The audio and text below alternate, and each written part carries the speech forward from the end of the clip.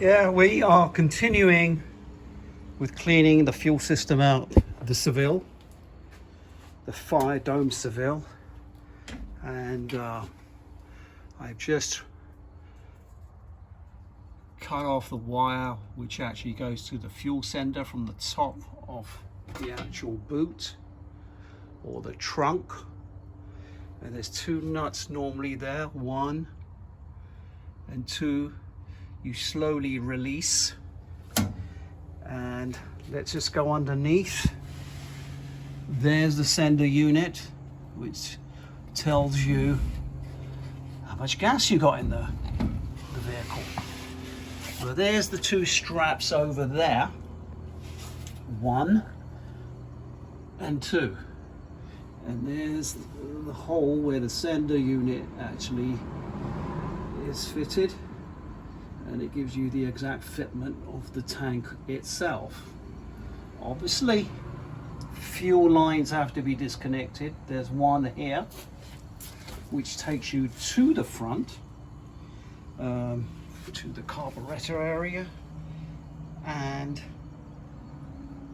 if you come up here, there we go, there's the big one. The big one meaning that's where you fill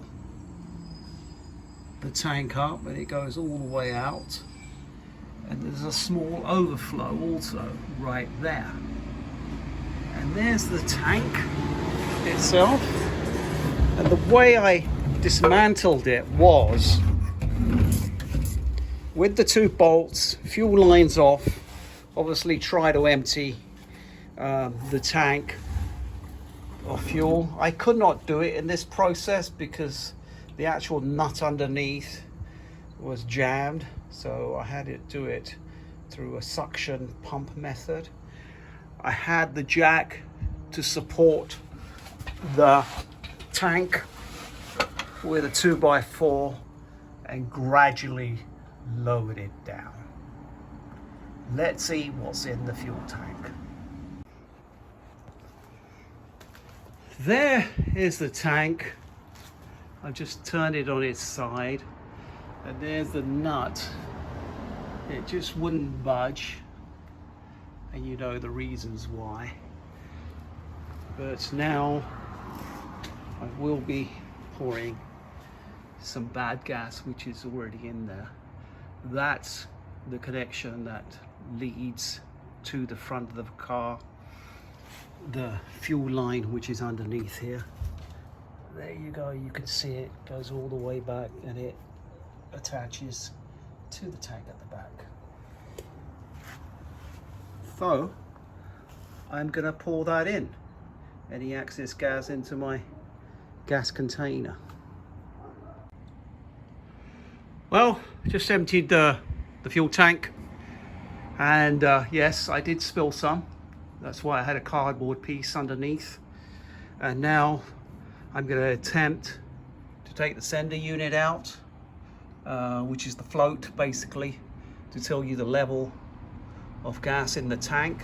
Looks like it's new. Looks a bit rusty on the outside. Some water's got around there somehow. Let's get to it.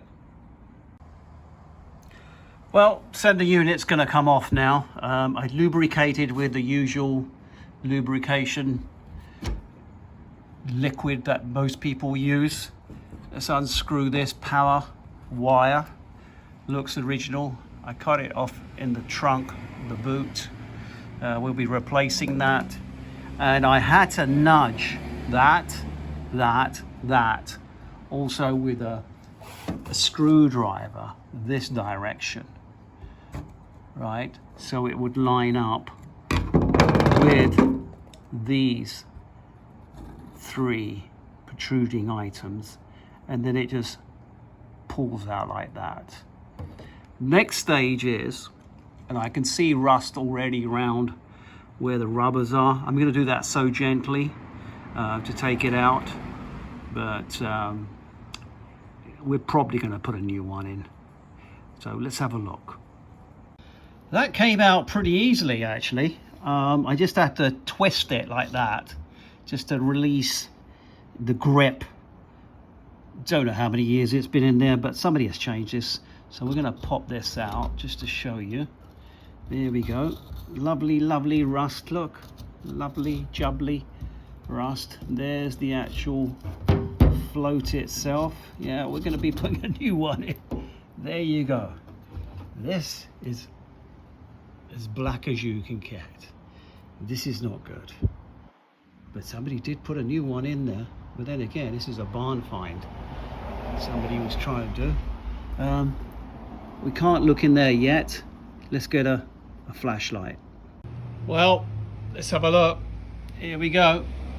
I don't think the camera's going to pick it up, but I can see it really, really well.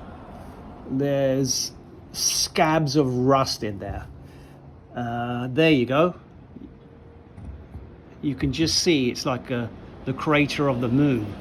If I pan out a bit, there you go. I'm going to change this whole tank. Not even worth taking it, get it acid cleaned and all that. Probably going to cost you just as much. A little bit more money. Just buy a new one. At least you get a bit of peace of mind. There we go.